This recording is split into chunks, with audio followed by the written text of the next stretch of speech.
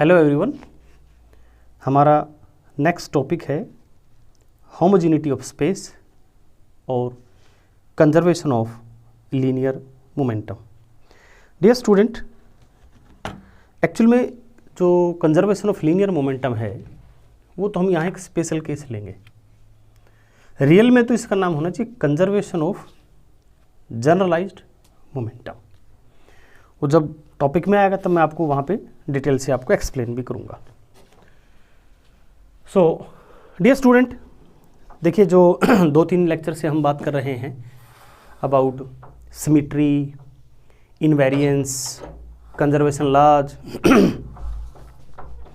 तो यहाँ जो सिमिट्री ट्रांसफॉर्मेशन है वो 2 तरीके का होता है। एक पैसिव ट्रांसफॉर्मेशन होता है और एक एक्टिव ट्रांसफॉर्मेशन होता है।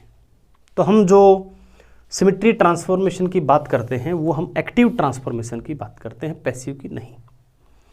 इन दोनों में जो डिफरेंस है वो हम एक एग्जांपल से समझते हैं। मान लीजिए ये हमारा एक्स एक्सिस है और इसका जो ओरिजिन है वो हमने यहाँ पे सेलेक्ट कर लिया। अब इसका ओरिजिन हम कहीं भी सिलेक्ट कर सकते हैं, ये आर्बिट्रेरी पॉइंट होता है। फिर जो राइट साइड में हम मार्किंग करते हैं, ये हमारा x is equal to say this is 1 2 3 4 5 and 6।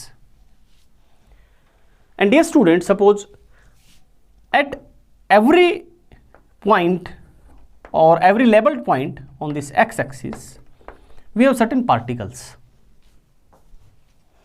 So one type of transformation or passive type of transformation क्या होता है कि आप एकदम से अपना मूड बदल देते हैं और ये कहते हैं भाई हम x इज इक्वल टू 0 यहाँ नहीं लेंगे, हम x इक्वल्स टू 0 यहाँ लेंगे। तो आपने क्या किया, इसको कर दिया x इक्वल्स 0। तो जो हमारा 1 था वो 0 हो गया, 2 था वो 1 हो गया, 3 था वो 2 हो गया और इस प्रकार से एक नई लेवलिंग हमने कर दी।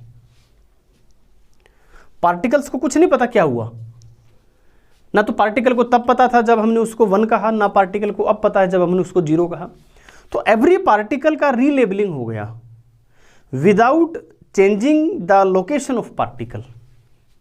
Okay, so dear student, this type of transformation or translation is called passive translation, the relabeling of coordinate points. Now the second type of transformation is, say this is our origin and this was our labeling of particles. अब हम ये कहते हैं to each particle, हम ये कहते हैं भाई आप एक एक स्टेप इधर हो जाओ, यानी जो 1 पे था वो 0 पे आ गया, 2 पे था वो 1 पे आ गया, 3 पे था वो 2 पे आ गया, 4 पे था वो 3 पे आ गया। This type of transformation is known as active transformation. So जिस सिमेट्री ट्रांसफॉर्मेशन की हम बात करेंगे नेक्स्ट 3 लेक्चर्स में इंक्लूडिंग दिस वन, वो हमारा एक्टिव सिमेट्रिक ट्रांसफॉर्मेशन होगा, पैसिव नहीं होगा। क्योंकि अभी जो लगातार जो 3 लेक्चर्स है हमारे होमोजेनिटी और आइसोट्रोपी के ऊपर, these lectures are very important lecture as far as classical mechanics are concerned, or we can say the Noether theorem and these 3 topics are the heart of our classical mechanics.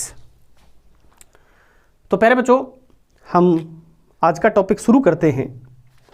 Dear student, suppose we have an active transformation of some generalized coordinates in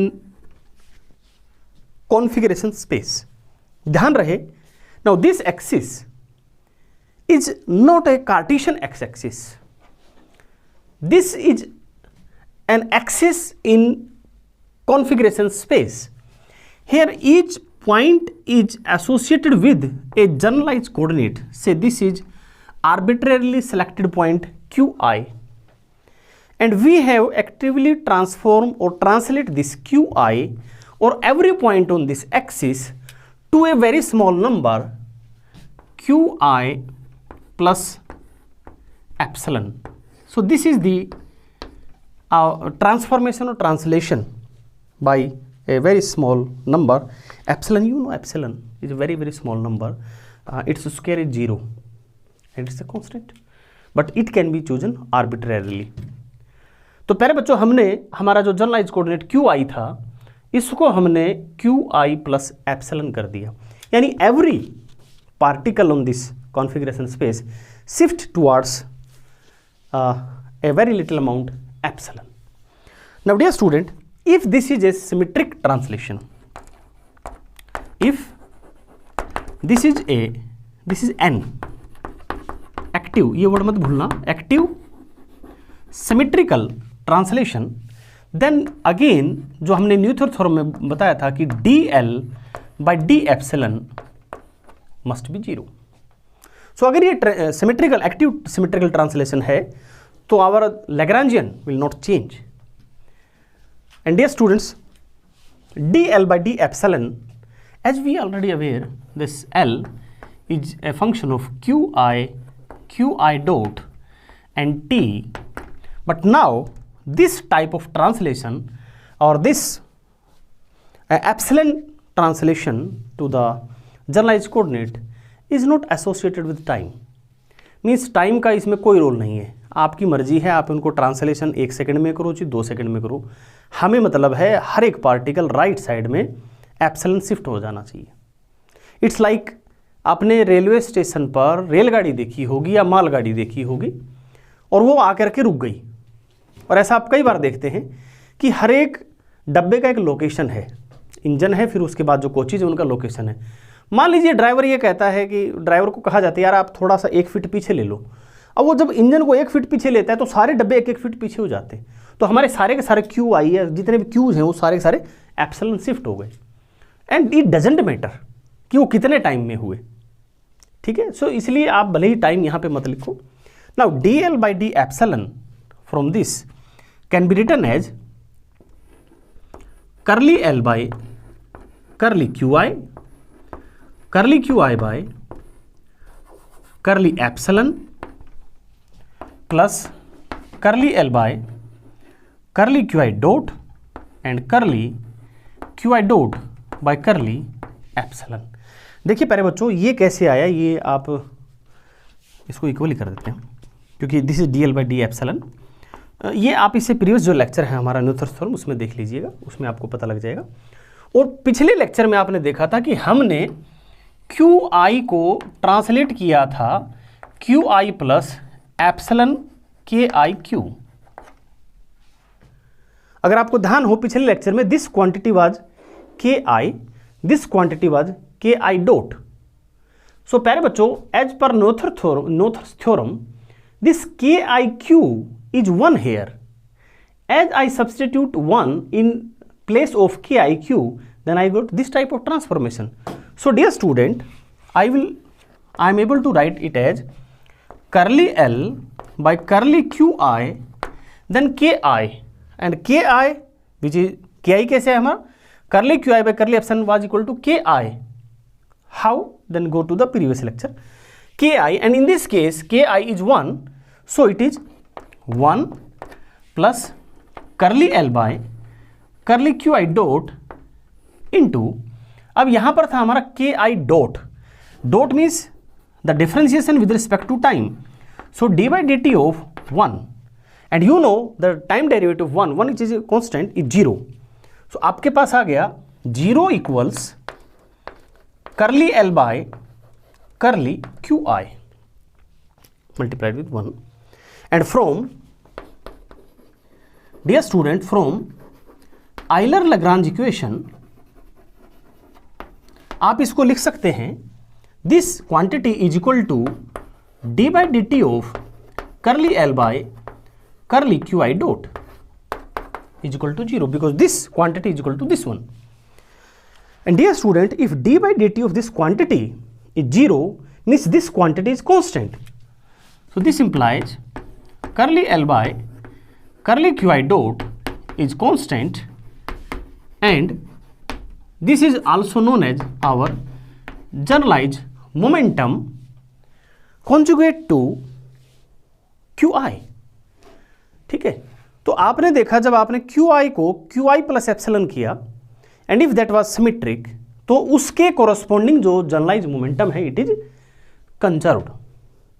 मेरे बच्चे इस बात को थोड़ा सा एक समझना, क्योंकि हम क्या समझते हैं कि homogeneity of space means conservation of linear momentum. देखो, क्योंकि मैंने भी टॉपिक यही लिखा है, बुक में भी यही है, पर थोड़ा सा ये हमें it's kind of A misnomer term. Why this is misnomer term? Because the homogeneity of Euclidean space gives us conservation of linear momentum. Homogeneity of configuration space gives us generalized momentum. This is not necessarily linear momentum.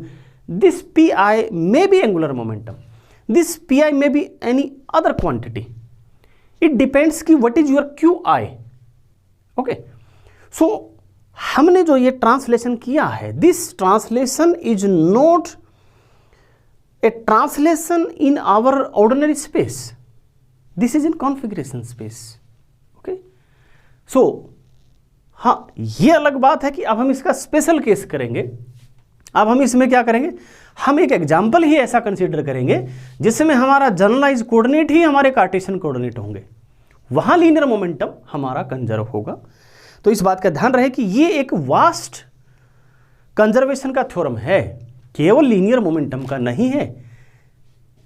Any generalize momentum is conserved if its corresponding generalize coordinate is symmetric under its translation through a small number to first order, और it gives zero first order change in Lagrangian. So प्यारे बच्चों, अब हम example की बात करते हैं। अब एक इसमें एग्जाम्पल ले लेते हैं। एक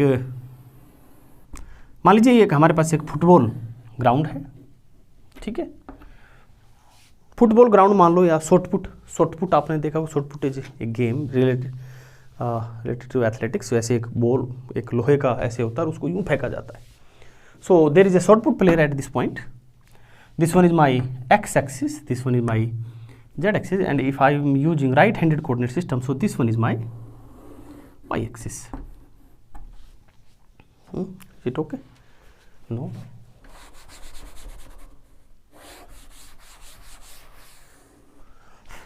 Now थोड़ा सा इसको यस, अब थोड़ा ठीक लग रहा है। सो आप समझ गए होंगे कि किस प्रकार से मैंने लिया है ये। It's like this one is Z axis and I do not have, this one is Z axis, this one is X axis and this one is Y axis. Okay, now yes, इसमें भी मेरे से ऐसा diagram बना है। Now अब वो shot put यहाँ से ऐसे फेंकता है and it follow a parabolic path and hit the X Y plane. X Y plane is the ground plane, ठीक है। Now this one is Z axis and dear student, we know along this z axis there is a gravitational force called mg. Now इसका मैंने Lagrangian लिखना है, इस shot put का। उसको आप मेरे को समझ लीजिए कि मैं शॉर्टपुट का मैंने इसको ऐसे फेंक दिया, ठीक है। This is X axis, this one is Y axis and this one is Z axis. So it's Lagrangian is L equals, first of all it's kinetic energy half m x dot square y dot square z dot square minus the potential energy term mg and z. Say this, at this point I am considering the Lagrangian and this height is small z. Now this is arbitrarily chosen point. Now dear student, let's check, is our Lagrangian remains unchanged if we change x axis or y axis or z axis. So let's say I have translated x into x plus epsilon naught, y into y plus epsilon naught. z को मैंने change नहीं किया, ठीक है। z के case में मैंने कोई ट्रांसलेशन नहीं किया। सो अगर आप x को x प्लस एप्सिलॉन नोट करते हैं तो मेरे को अगर x डॉट चाहिए इस कोऑर्डिनेट सिस्टम में, इस कोऑर्डिनेट सिस्टम में, तो आप देखेंगे कि x डॉट सेम रहेगा, बिकॉज आप इसका टाइम डेरिवेटिव करेंगे dx बाई dt, इसका dx by dt, and this is d epsilon by dt which is 0 because it is a constant quantity. And in a similar way y dot is y dot and z dot is z dot. So this is a symmetrical translation. So I can say our Lagrangian in the older terms of coordinate is L, x, y, z, x dot, y dot, z dot, and our Lagrangian in our new term generalized coordinates is x plus epsilon, y plus epsilon, z, x dot, y dot and z dot. तो आप ध्यान से देखो ये बराबर होंगे. अगर आपने x की जगह x प्लस एप्सिलॉन रखा तो ये नहीं बदलेगा.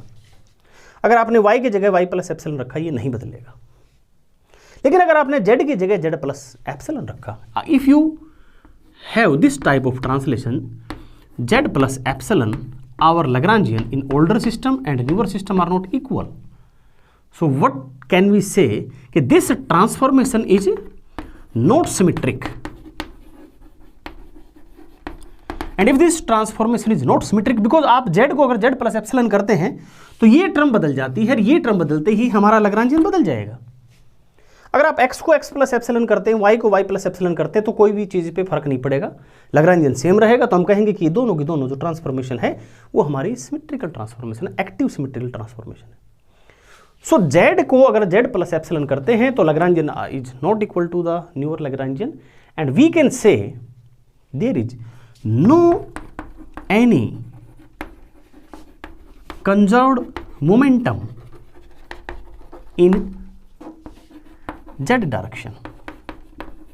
अब z डायरेक्शन में कोई भी कंजर्व्ड मोमेंटम नहीं होगा, और we can say pz is not constant. और ये आप देख भी सकते हैं कि जो हमारा शॉर्ट पुट आएगा, इस शॉर्ट पुट का जो लीनियर मोमेंटम है वो शुरू में घटेगा, बाद में बढ़ेगा इन अलोंग z डायरेक्शन. अगर हम x और y की बात करें तो सीधी सी बात है कि सिमेट्रिकल ट्रांसफॉर्मेशन है, और सिमेट्रिकल ट्रांसफॉर्मेशन है तो कर्ली l और curly qi must be constant. So in this case curly l by curly x dot must be constant और conserved. So curly l by curly x dot, अगर आप इसका with respect to x dot derivative करते हैं by keeping each and everything constant, तो 0 0 0 x dot square का आएगा 2x dot, 2 से 2 कटेगा, and you got m x dot which is nothing but your linear momentum along x direction, and this quantity will be conserved, or you can say it is constant. So linear momentum along x direction will be conserved. In the same way, curly L by curly y dot is m y dot, which is the linear momentum along y direction is also conserved. तो आपने देखा जिस coordinate का transformation symmetrical है उसका linear momentum conserved. ठीक है, तो ध्यान से देखिएगा कि यहां पर मैंने x, y और z कोऑर्डिनेट लिए हैं तो लीनियर मोमेंटम कंजर्व्ड हुआ है, लेकिन ये यहां से पहले तक का जो बात है वो एक जनरल बात है. उसमें अगर आप थीटा को जनरलाइज कोऑर्डिनेट ले लेते हैं तो ये हमारा एंगुलर मोमेंटम आता है. नाम उसको हम जनरलाइज लीनियर मोमेंटम ही कहेंगे या जनरलाइज मोमेंटम कहेंगे. ठीक है ना.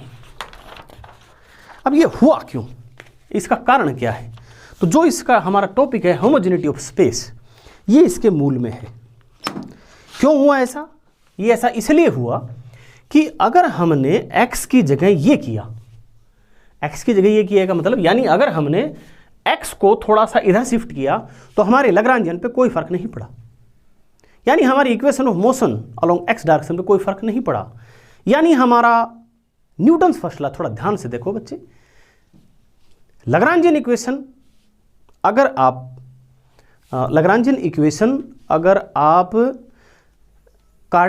One dimensional motion of A free particle के लिए निकालते हैं तो वो आपके पास न्यूटन्स फर्स्ट लॉ आता है. थोड़ा ध्यान से सुनो, अगर हमने x की लोकेशन बदल दी, x यहां था हमने यहां कर दिया, there is no any change in Lagrangian, there is no any change in equation of motion, there is no any change in Newton's first law, और there is no any change in law of physics, and this is known as homogeneity of space. यानी इस बात से कोई फर्क नहीं पड़ता कि आप फिजिक्स का लॉ कहाँ पर ऑब्जर्व कर रहे हैं, बट प्रोवाइडेड, ध्यान से सुन लेना, provided in that direction there must be symmetry. अब आप कहेंगे सर ये क्या गोलमोल बात करें। देखिए मेरे बच्चे, अगर हम इस पॉइंट को अगर किसी भी तरीके से अगर हमने इस पॉइंट को डिफरेंशिएट कर दिया, यानी अगर हमारा ये शिफ्टिंग ऑब्जर्वेबल हो गया, तो ये सिमेट्रिकल ऑपरेशन नहीं होगा, और सिमेट्रिकल नहीं हुआ तो इस तरफ कोई भी कंजर्व्ड क्वांटिटी नहीं होगी। मैं एक एग्जांपल देता हूं आपको छोटा सा। देखिए आप मान लीजिए आप अपने घर से निकले, आप अपने घर की गली में, घर के सामने जो गली है उसमें आप 100 मीटर चलिए। आप जैसे आप घर से बाहर आते हैं, हम आपकी आंख पे पट्टी बांध देते हैं, फिर आप 100 मीटर चलेंगे, फिर हम आपकी आंख की पट्टी खोल देंगे, फिर हम आपसे पूछेंगे कि आप कितनी दूर आ गए, आप तुरंत बता देंगे भाई मैं तो काफ़ी दूर आ गया, क्योंकि जैसे आपकी आंख की पट्टी खुलेगी आप आसपास की चीज़ें देखेंगे। अब आसपास की चीज़ों में कहेंगे कि अरे ये तो पीपल का पेड़ है, ये तो मेरे घर से इतना दूर है, अरे ये उस फलाने मिस्टर का घर है, ये तो मेरे घर से इतना दूर है, मैं तो काफ़ी दूर आ गया। अब दूसरा एग्जाम्पल सुनिए, आप समुद्र में हैं और समुद्र में सब कुछ एक जैसा दिखता है। अब आपको 100 मीटर किधर भी ले जाके छोड़ दिया, अब आपसे पूछेंगे कि कितनी दूर आ गए आप, आपकी आंख पे पट्टी खोलेंगे, आपको लगेगा मैं तो वहीं था जहाँ हूँ। यानी in this second case your translation is symmetrical, फर्क नहीं पड़ा आप चाहे कहीं भी थे समुद्र में, आपको एक जैसा ही दिखेगा। तो पहले केस में क्या हुआ, पहले केस में आपका जब ट्रांसलेशन हुआ, आपने उस ट्रांसलेशन को ऑब्जर्व कर लिया।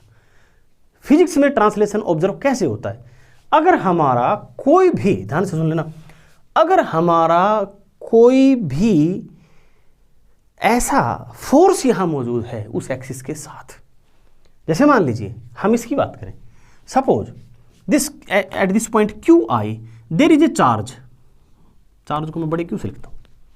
अब इस चार्ज को मैंने यहां पे रख दिया, कोई फर्क नहीं पड़ेगा, परंतु अगर यहां कोई चार्ज पार्टिकल हुआ कोई दूसरा क्यू प्राइम, फर्क पड़ेगा। आप जैसे इसको यहां एप्सिलॉन दूर लेके आएंगे, चार्ज खुद बता देगा कि भाई सामने कोई चार्ज है, ये क्यू खुद बता देगा कि ये पॉइंट इस जैसा नहीं है, अलग है, तो यहां पर सिमेट्री ब्रेक हो जाएगी। ओके, तो सिमेट्री को ब्रेक कौन करता है, इंटरेक्शन ब्रेक करता है, किसी भी तरह का इंटरेक्शन या फोर्स सिमेट्री को ब्रेक करता है। जैसे यहां जेड एक्सिस की जो सिमेट्री है वो ब्रेक हुई है क्योंकि इस तरफ एक फोर्स था। सो स्पेस इज होमोजीनियस, कब, जब तक सिमेट्री ब्रेक ना हो, और सिमेट्री ब्रेक कब नहीं होगी, जब हमारा सिस्टम होगा क्लोज सिस्टम। ओके, और we can say free particle. Close system का मतलब there is no any interaction from the outside world, and free particle means there is no any force associated with it. ठीक है प्यारे बच्चों, thanks for watching the video.